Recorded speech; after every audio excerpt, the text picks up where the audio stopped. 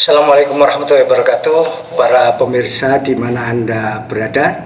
Pada kesempatan kali ini, alhamdulillah saya kehadiran tamu yaitu Profesor Ngainun Naim, yang beliau ini adalah kita kenal sebagai pakar literasi ya, sekaligus sebagai dosen di UIN 1 Sayyid Ali Rahmatullah Tulungagung.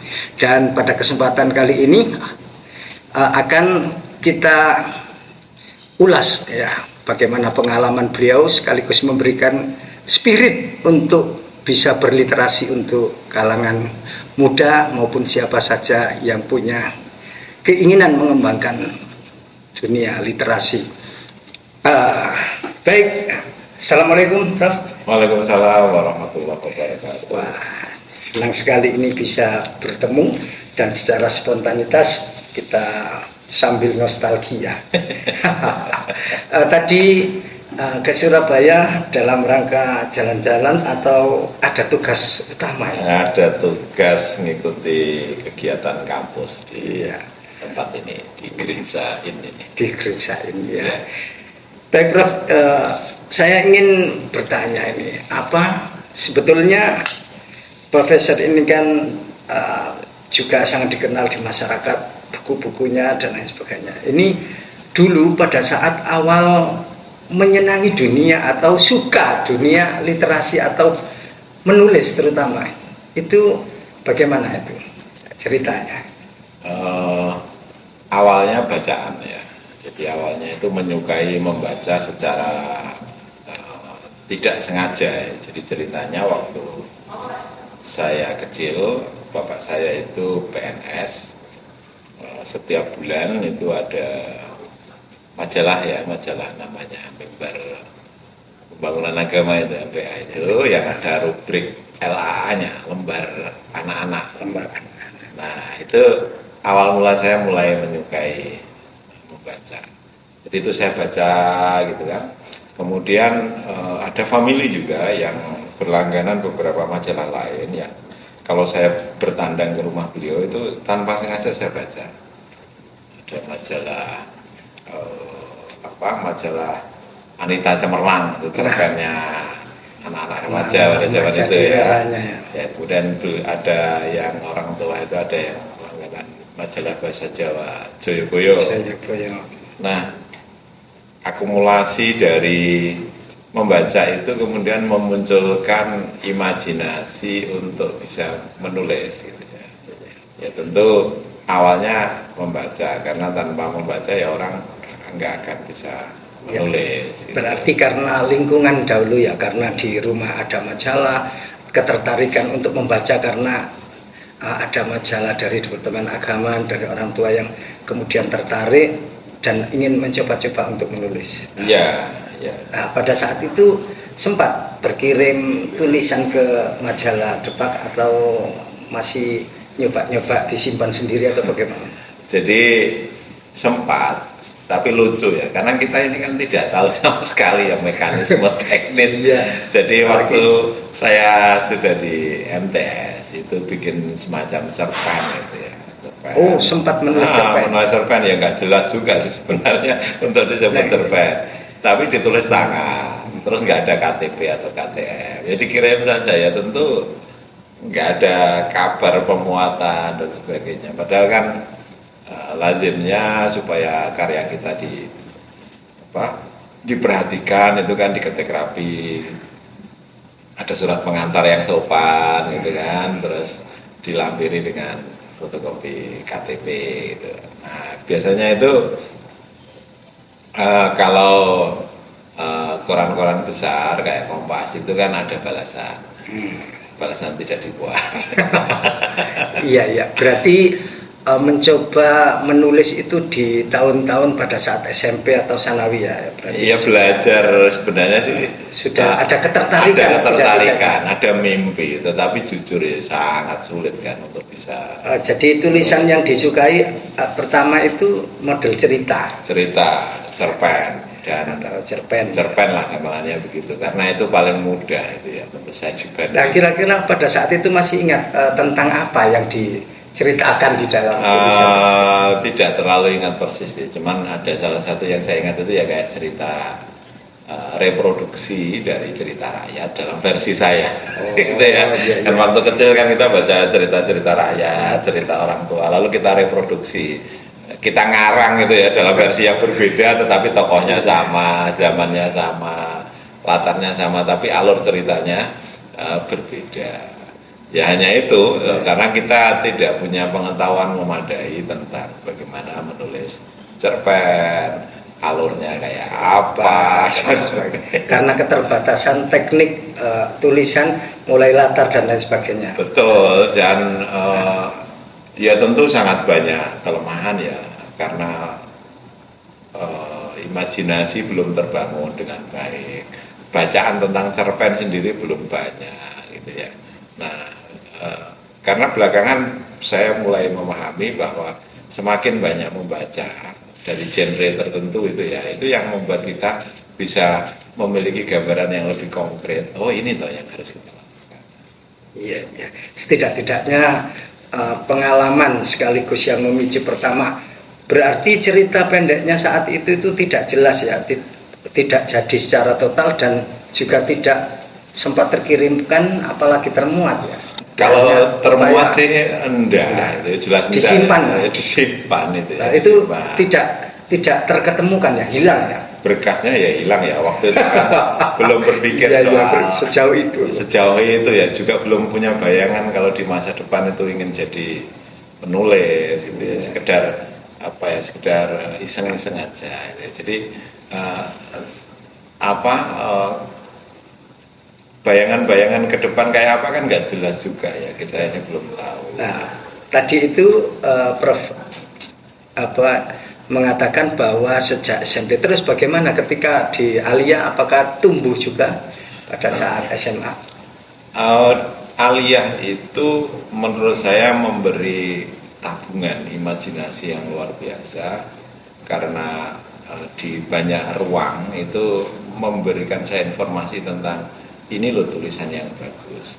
Cak Asmuni tentu masih ingat di samping Pondok Induk itu dulu ada Jawa Pos yang dipajang itu, dipajang korannya, kemudian di Man yang di sawah itu kan juga ada majalah koran yang dipajang juga. Di depan asrama saya di pesantren Denanyar itu juga ada koran yang berbeda.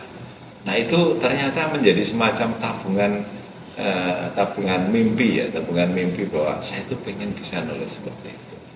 Nah suatu ketika ada kegiatan pelatihan, bukan pelatihan sih ya, seminar singkat tentang menulis gitu ya.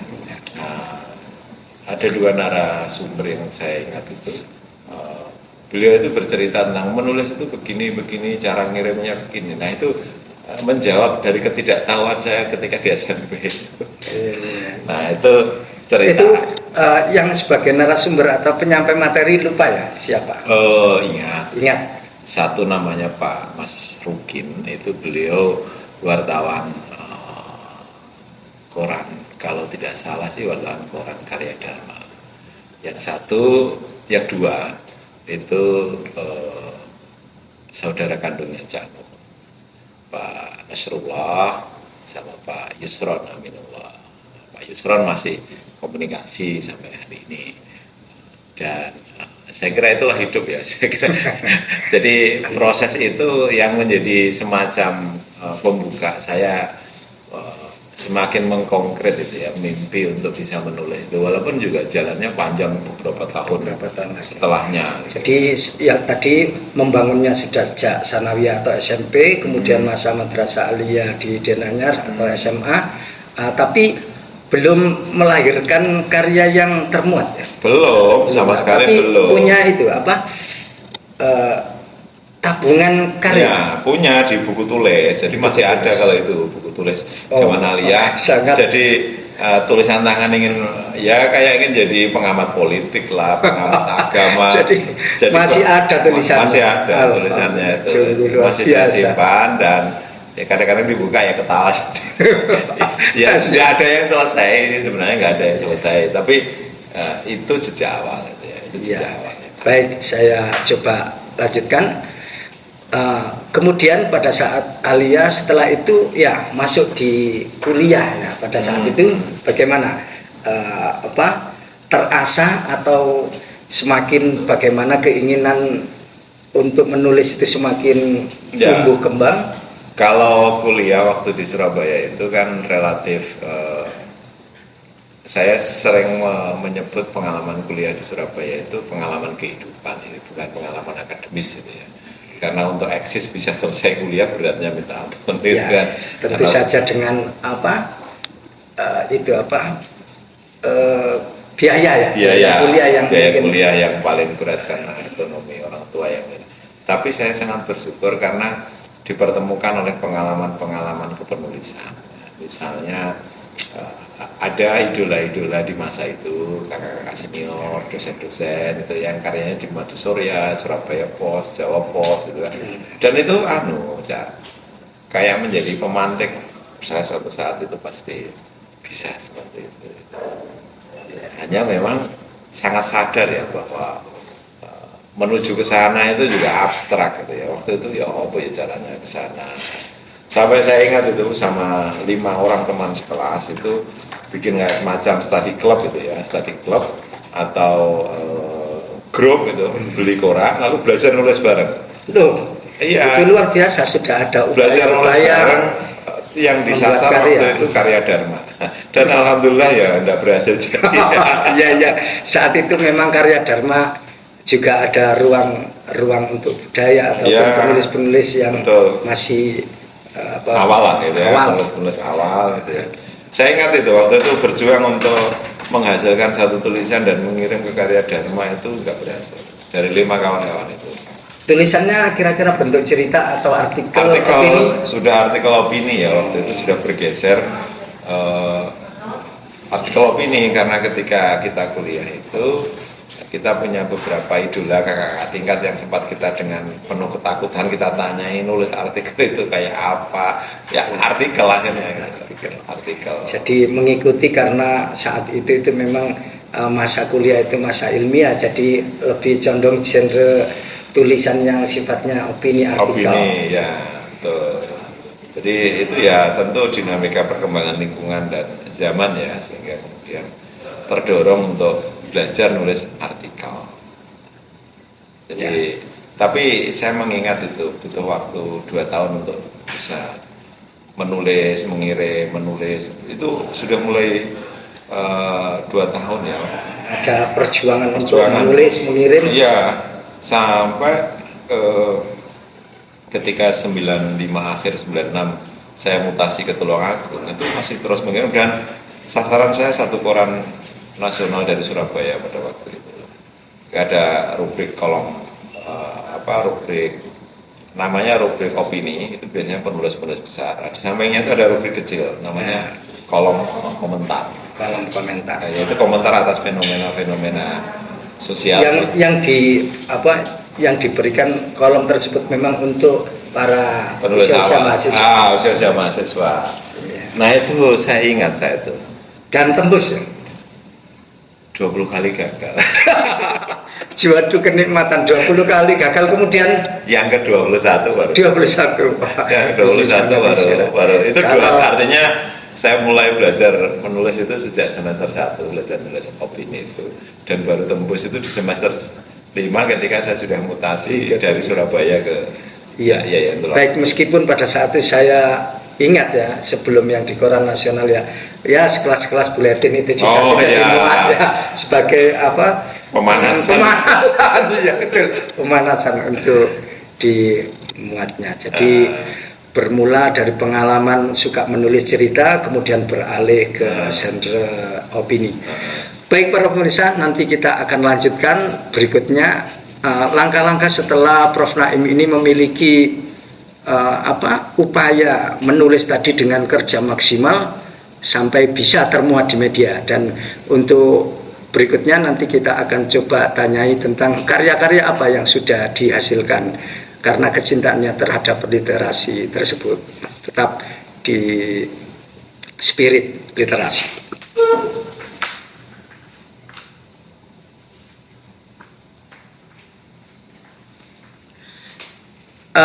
Baik Prof, sambil santai, setelah dimuat tadi itu perasaannya bagaimana? Apa senang, riang, gembira? Mungkin tidak melihat nominalnya ya, tapi dimuat itu sudah, kalau zaman dulu itu sudah, rasanya fly gitu, betul? Iya, jadi itu kejadiannya saya tidak tahu kalau jadi saya ingat persis itu. Artikel saya itu dimuat tanggal 22 Oktober 1996 di Koran Surya setelah 20 kali gagal itu. Nah, saya baru tahu esoknya ketika ada seorang kawan kampus di Tulungagung itu cerita kalau kemarin dia melihat nama saya ada di Koran Surya. Jadi tahunya itu dari teman tadi. Teman tadi yang ada acara di IKH, IKH Jombang. Waktu itu perasaan cepet-cepet ingin tahu korannya. Betul. Jadi saya segera naik sepeda pancal itu keliling cari agen-agen koran di Tulungagung itu dan ketemu ya.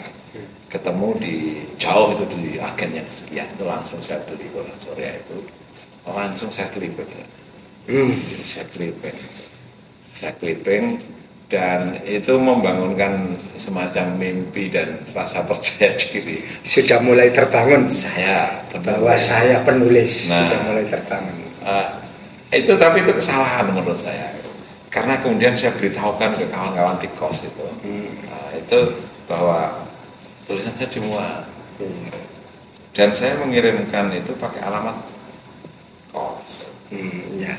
Jadi kegembiraan yang tidak terbendung tadi itu untuk diberitahukan ke teman-teman. Nah, dampaknya teman-teman itu kan tahu ya, waktu itu kan hidup sangat susah. Jangan-jangan teman-teman yang minta traktir ini kalau bukan lebih jahat dari itu.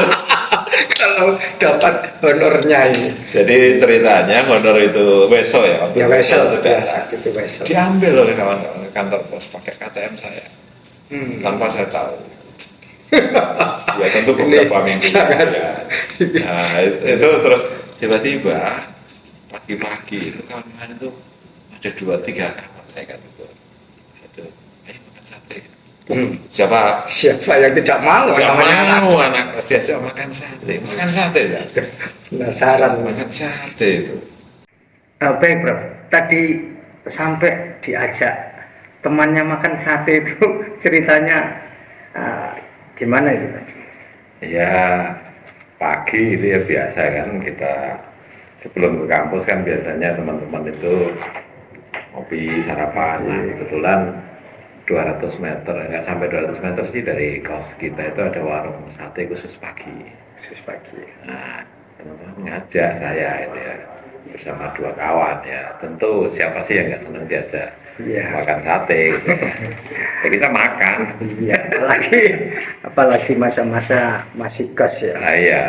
Berarti itu cerita awal kali dimuatnya sebuah tulisan artikel itu dan saat itulah memulai debutnya kalau buat zaman sekarang itu. Ya bisa jadi seperti itu. Tapi sebenarnya bukan memulai debut ya saya. Sebenarnya itu adalah akumulasi dari proses itu ya, proses di mana kemudian ada salah satu dari artikel itu yang kemudian publish di salah satu koran ya. Jadi bukan memulainya kalau dihitung Jadi prosesnya ya. Intinya itu tadi inilah awal hasil perjuangan yang berkarya. Iya, awal hasil perjuangan.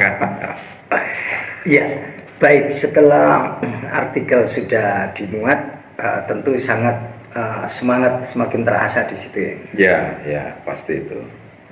Jadi sudah menyiapkan atau mencoba menyiapkan tulisan-tulisan terbaru. Nah ternyata begini ya, awal dimuat itu bukan jaminan berikutnya dimuat. Jadi godaannya itu satu, setelah kita dimuat itu berpuas diri, tidak segera berkarya berikutnya. Itu yang saya alami. Jadi ternyata membuat artikel berikutnya itu juga tidak selalu lebih mudah. Kemudian juga tidak selalu dimuat. Nah, itu butuh waktu, seingat saya itu butuh waktu 7 bulan setelah itu baru ada artikel saya yang kedua dimuat. Nah, ya itu tahap awal dan naik turun ya, semangatnya itu kan naik turun, belum bisa relatif menjaga mood untuk terus menulis, mencari ide juga masih sulit gitu ya. Ya saya kira itu wajar bagi orang yang masih tahap awal ya belajar itu ya. Saya kira itu dialami oleh semua orang yang menekuni dunia menulis di tahap-tahap awal itu. Ya. Kemudian tadi itu yang upaya yang sangat sulit untuk sampai dimuat itu tulisan jenis ilmiah ya. Berarti ketertarikan semula di masa kecil itu dari mencoba narasi atau model cerita kemudian beralih ke opini karena memang menyesuaikan karena dunia kuliah itu dunia ilmiah gitu. Ya saya kira karena tren ketika kuliah itu kan jarang yang menekuni cerpen gitu ya, dan teladan-teladan dari senior-senior di kampus waktu itu adalah artikel koran ya, dan itu yang kemudian membuat saya ingin menulis artikel di koran dan majalah. Jadi saya bayangkan tuh alangkah indahnya ya kalau ada nama saya di sana. Betul, itu dimuat itu sudah merupakan kebahagiaan yang luar biasa. Baik Prof, kemudian setelah itu kan dunia tulis menulis itu berkembang dengan, kalau tadi itu ada kegembiraan untuk dimuat di sebuah media, dan tentu berikutnya media yang cukup membanggakan yaitu berupa buku. Untuk bisa berjalan, untuk bisa mengikuti langkah-langkah berikutnya menuju buku, itu ada ceritanya tentu. Ya tentu ya, jadi saya kira ini berkait dengan pengetahuan juga gitu ya. Sebenarnya sebelum saya menulis buku itu sudah ada keinginan untuk membuat buku ya, tapi nulis buku itu kan nafas panjang ya. Nafas panjang artinya lebih butuh konsentrasi, butuh kesabaran, selesainya berbulan-bulan itu. Artikel kan 2-3 hari bisa selesai, dan buku itu belum pernah saya miliki pengalaman sebelumnya, sampai kemudian tahun 2007 saya kuliah di UIN Sunan Kalijaga, Yogyakarta. Jogja kan waktu itu sedang menjadi pusat role model perbukuan di Indonesia, penerbit di mana-mana gitu ya. Nah itulah yang kemudian ada kawan yang bukunya itu sudah terbit, cerita A, B, C dan sebagainya. Saya lalu di suatu kesempatan datang itu ke 2 atau 3 penerbit itu ya, ingin tahu seperti apa sih mekanismenya dan sebagainya. Dan itu menjadi awal ya, saya kemudian menulis dengan penuh semangat karena motivasinya ya ingin cari tambahan penghasilan ya di zaman itu. Waktu proses buku pertama itu membutuhkan waktu berapa? Lama itu ya, ada sekitar 7-8 bulan. Jadi itu ya 7-8 bulan lah. Draft kasarnya masuk ke penerbit di Pustaka Pelajar ya waktu itu. Nah kira-kira 3 bulan kemudian ditelepon oleh redaksi untuk memperbaiki naskah itu, menambah ini itu dan sebagainya, merubah judulnya juga itu. Lalu kira-kira 2 bulan setelah itu naskah perbaikan masuk. Nah baru diberitahu kira-kira 2 bulan berikutnya buku saya layak terbit. Jadi setahun lah saya hitungannya itu. Cuma dari awal sampai publish betul-betul terbit ya mungkin hampir 2 tahun ya pada waktu itu. Hampir 2 tahun. Hampir 2 tahun. Ketika buku itu sudah ada kemudian dipublish, sasaran pembacanya itu lebih banyak ke masyarakat pendidikan ya, karena waktu itu topiknya lebih ke pemikiran pendidikan. Ya, itu jadi saya nulisnya itu 2007 akhir. Buku itu cetak pertama 2009. Jadi hampir 2 tahun itu. Nah, tapi itu menjadi penanda awal saya untuk kemudian bersemangat menulis buku, menerbitkan, sehingga tahun berikutnya kalau nggak salah 2010 itu setahun ada 3 buku saya. Setahun Ya, 3 buku ya, yang terbit ya, tapi tentu nulisnya tidak setahun ya. Jadi kadang kan orang tidak tidak menghitung prosesnya ya, taunya kan produk ya, maksudnya ketika publish ya.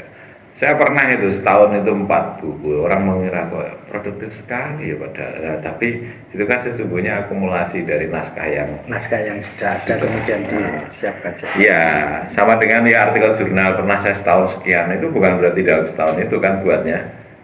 Paling ya 1 semester 1 lah itu ya. Jadi masyarakat tahunya pada saat terbit ya. Iya. Ya. Kaitannya dengan buku tadi yang cukup begitu langkah-langkahnya nampaknya banyak mengalami kendala-kendala. Oh, iya. Kendala yang terutama dihadapi sebelum buku itu terbit itu. Iya, kendala nulis itu sendiri ya saya. Jadi kendala di pembuatan materi itu di sana. Iya, sekali lagi nulis buku itu kan butuh nafas panjang. Kadang-kadang mentok karena bahannya nggak ada. Kadang-kadang di tengah jalan merasa, waduh, menuju 150 halaman itu kok panjang. Ya di saat seperti itu kalau kita tidak mau terus-menerus memperbarui niat itu ya itu ya mesti nggak jadi. Dan waktu itu untuk mencari referensi belum semudah sekarang. Betul, jadi ya untungnya saya kan kuliah di Jogja. Jogja itu gudangnya buku. Toko buku di mana-mana, perpustakaan di mana-mana. Nah itu yang misalnya kalau hari-hari tertentu saya ke shopping, lalu sampai saya punya kenalan sangat akrab dengan beberapa pedagang ya, yang bisa kita peseni buku-buku tertentu gitu ya di masa itu. Nah itu sangat membantu ya, tentu tidak semudah sekarang yang cukup googling atau cukup mencari yang dari sumber-sumber referensi online ya. Di masa itu kan betul-betul manual. Jadi toko buku itu menjadi tempat hiburan yang paling menyenangkan ketika tiba-tiba ini cocok gitu. Dan sekarang nampaknya sedikit kehilangan suasana itu ya. Oh ya sudah beda lah, sudah beda. Iya.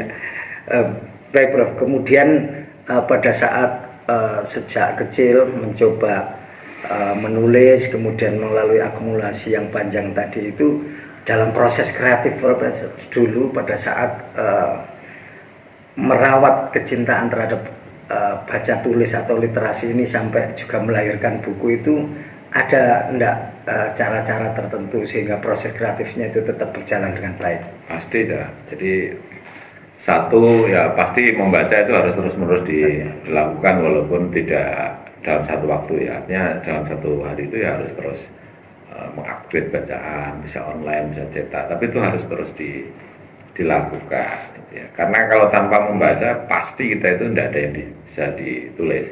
Kalaupun kita bisa menulis itu mesti kering tulisannya, nggak ada variasi, nggak ada kedalaman, itu kan satu itu. Yang kedua, berkomunitas.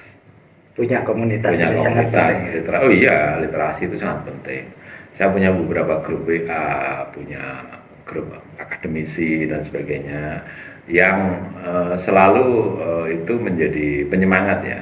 Ada satu grup WA yang salah satu syarat keanggotaan di grup itu adalah sebulan sekali menulis esai satu. Jika mereka tidak bisa memenuhi syarat itu, ya dalam jangka waktu tertentu lah itu akan ada deadline sampai udah mentok itu sekian bulan itu katanya kan. Ya katakanlah setengah tahun sama sekali nggak store itu ya. Dengan berat hati ya harus out gitu. Tapi ada sudah resiko ya bersama. Tapi ada juga yang grup sangat longgar, yang penting kita berbagi tulisan, berbagi informasi dan mereka senang itu ya cukup. Nah, itu cukup, harus kita pahami bersama bahwa tidak selalu grup itu harus kencang gitu ya, karena orangnya macam-macam. Iya, baik pemirsa, di mana Anda berada, tetap menyimak perbincangan kami dengan Prof. Ainun Naim dari UIN 1 Said Ali Rahmatullah. Ya, berikutnya mari kita lanjutkan perbincangan ini. Oh ya Prof, terkait tadi punya beberapa klub menulis, itu hasil yang bisa terwujud atau melahirkan karya-karya baru dari kelompok tersebut itu bisa diceritakan? Oh ya, yang pasti yang paling dominan adalah antologi ya. Antologi yang berisi tentang buku tulisan para anggota grup. Bagi orang yang belum terbiasa menulis, antologi itu sangat penting. Karena dia bisa menjadi media untuk memiliki buku sendiri, yang penulisnya banyak orang tentu saja. Tapi kalau sendirian dia tidak akan punya buku. Nah, itu penting sekali memiliki komunitas. Yang kedua, komunitas itu penjaga semangat. Nah, jadi kalau ada anggota yang agak menurun semangatnya, lalu biasanya ada yang ayolah menulis dan sebagainya. Yang ketiga, ini sarana berbagi pengalaman. Kadang-kadang sesungguhnya ada orang yang sudah punya potensi tapi tidak berkembang. Nah, saya selalu menyarankan bahwa ikut komunitas itu kalau ingin memang bisa menulis jangan pasif, aktiflah. Jangan pernah peduli komentar orang terhadap tulisanmu, gitu kan? Karena sesungguhnya tulisan kita itu punya takdir sendiri-sendiri. Ini peristilahan takdir ini yang sangat cukup menarik karena background dari Prof. Naim ini seorang santri. Nah, ini bisa sedikit diuraikan untuk mereka para pemirsa ini biar lebih tahu punya takdir sendiri-sendiri ini seperti apa? Ya, jadi gini ya, Cak As ya. Jadi kita kan tidak tahu tulisan ini akan tersebar kemana. Nah, itu yang pertama. Jadi sering sekali saya itu mendapatkan email, WA dari orang-orang yang merasa mendapatkan manfaat dari buku yang saya tulis. Ya, itu takdir itu saya kira. Dan kita tidak bisa memprediksi ya, ini pasti akan dibaca oleh ini dan seterusnya, nggak bisa gitu loh. Tapi itu kan di luar kemampuan kita untuk mengelolanya ya, di luar kemampuan kita. Itu punya takdir sendiri. Sering orang itu juga, oh ini tulisan saya nggak ada yang baca. Oh, Anda tidak tahu bahwa sesungguhnya tugas Anda sebagai penulis itu ya nulis. Nah, soal pembaca itu bukan urusan Anda. Berarti selalu positive thinking ada yang harus selalu kita bangun. Pasti itu ada yang baca sepanjang tidak kita simpan loh ya. Kalau kita misalnya lah kita unggah di Facebook ya pasti ada yang membaca. Jadi ada cerita begini, Jas. Contoh, kalau Anda ingin diakui, orang itu kan butuh membranding dirinya ini ya. Misalnya kayak Cak Asmuni penyair itu kan Facebooknya, kemudian story-nya itu kan puisi dan sebagainya. Lalu orang tahu oh Cak Asmuni adalah seorang yang menyukai puisi. Suatu saat kalau ada lomba baca puisi, ada itu kan mesti jadi referensi orang. Ya kan itu membranding diri. Nah, sama dengan Facebook, sama dengan blog gitu. Beberapa kali dan berkali-kali saya merasakan itu tiba-tiba dihubungi orang, Pak bisa mengisi pelatihan literasi. Anda tahu dari mana? Dari Facebook. ini yang namanya ada. Itu kan tulisan membawa takdir yang lain ya. Takdir selain takdir pembaca ada takdir yang lain. Lalu ini bisa menghubungkan antar famili juga, antar saudara, antar teman sama lulusan dan sebagainya. Jadi semakin luas jangkauannya. Iya, silaturahim itu kan penting sekali dan dia bisa menjadi sumber inspirasi untuk menulis juga loh. Tentu konteksnya macam-macam. Ya. Dari grup-grup yang binaan tadi itu barangkali ada cerita yang mereka yang cukup punya antusias yang tinggi sehingga juga melahirkan karya gitu. Ya, anggota grup itu kan variatif ya saya. Termasuk anggota grup yang kenceng dalam arti aturannya maupun yang sangat longgar itu. Ada satu cerita itu satu anggota grup yang dia itu mengamalkan apa yang saya sampaikan ketika acara itu. Saya bilang ke anggota itu bahwa one day 5 paragraph, satu hari 5 paragraph. Jadi kalau Anda mau menulis, misalnya ya menulis tentang apapun, misalnya tentang menulis tentang itulah 5 paragraf aja, paragraf pembuka, 3 paragraf inti, 1 paragraf penutup. Orang itu ya yang merupakan seorang kepala MI itu menjalani itu setiap hari sampai hari ini dan sudah menghasilkan kalau saya tidak salah ingat 8 buku. Selain menghasilkan buku, tentu menghasilkan penghasilan. Nah, kalau itu saya tidak tahu. Tidak tahu ya. Tapi yang jelas proses kreatif dan produktivitasnya. Iya, yang saya tahu Iya. itu. Bagus. Beberapa kawan juga cerita bahwa ada yang kawan hari itu saya tanya, bersyukur ikut grup lalu menulis karena kemudian naik pangkatnya lancar. Loh itu kan yang harus disyukuri ya. Artinya apapun bentuk intinya kan menegaskan bahwa menulis itu memberikan keuntungan ya dan manfaat buat kita. Iya, sangat menguntungkan dan memang benar juga ada pernyataan bahwa menulislah maka kamu ada itu sudah diwujudkan. Kalau tidak menulis ya mungkin akan sulit dikenal orang. Oh ya Prof, yang saya ingat dari buku tulisan motivasi menulis yang sempat saya baca dari karya Anda itu bahwa ada orang yang rugi manakala dia itu tidak menjadi penulis atau tentang dirinya tidak ditulis. Nah itu untuk sederhananya untuk dipahami bagaimana. Jadi gini, usia kita itu kan usia yang dibatasi oleh waktu ya. Tidak ada orang yang usianya tidak ada batas gitu ya. Kita ini punya usia yang ditakdirkan Allah dalam usia waktu tertentu. Nah, semakin tua kan kemampuan fisik kita juga semakin menurun ya. Nah, tapi kan kita ini sebenarnya ingin eksis itu kayak Cak Asmuni tadi sampaikan. Nah, eksistensi kita itu bisa lebih panjang dibanding usia fisik kita dalam bentuk tulisan. Maka akan lebih bagus kalau kita menulis apapun tentang diri kita. Riwayat hidup kita ya menulis autobiografi atau menulis apapun yang kita mampu ya, kayak saya misalnya juga punya buku tentang perjalanan, punya buku kumpulan pengajian, jadi saya ikut pengajian tentu saya ambil inti-intinya lalu saya kumpulkan, tapi saya juga punya buku serius dalam bidang yang saya tekuni. Jadi itu ya tidak dibatasi spesialisasi tentang ini, tidak idealnya. Tapi ini kan soal sudut pandang ya, soal sudut pandang. Konon ilmuwan, guru besar itu harus fokus dalam satu bidang itu. Iya, saya setuju itu. Tapi kan orang tidak boleh membatasi kalau orang itu menyukai bidang yang lain. Jadi saya tidak perlu menyebut, tapi ada banyak profesor juga yang nulis beberapa topik dengan sangat enjoy, dia isi juga, gitu kan. Ya fine-fine aja kan.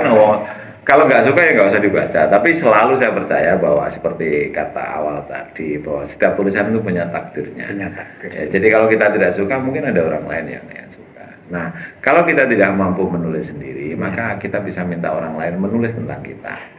Maka akan melahirkan biografi. Ya gitu kita maksudnya. Dengan orang mengetahui tentang posisi kita, terus sepak terjang kita itu akan mudah dan sekaligus memberikan inspirasi dan motivasi kepada mereka. Iya, sepakat itu. Jadi tulisan kita, sesederhana apapun tulisan kita itu tetap akan memberikan manfaat. Tentu dengan catatan tulisannya juga hal yang baik ya, memberikan manfaat minimal buat kita sebagai dokumentasi hidup. Nah, gitu ya. Sering saya sampaikan ke kawan-kawan, ke mahasiswa itu, kalau Anda bepergian, Anda kan foto kemana-mana, tapi foto itu kan punya konteks. Ya, Anda bisa lupa dengan konteks itu, apalagi kalau kemudian fotonya penuh dihapusi. Nah, tapi kalau dengan dinarasikan maka foto itu akan berbicara. Nah, dalam riset ada yang namanya observasi. Nah, pengamatan Anda itu ya kayak catatan foto itu kan gitu kan, catatan konteks. Jadi ada dokumen yang berupa tulisan. Nah itu pentingnya. Tidak usahlah peduli orang mau meremehkan ini itu, toh itu bermanfaat daripada ngerasa nih.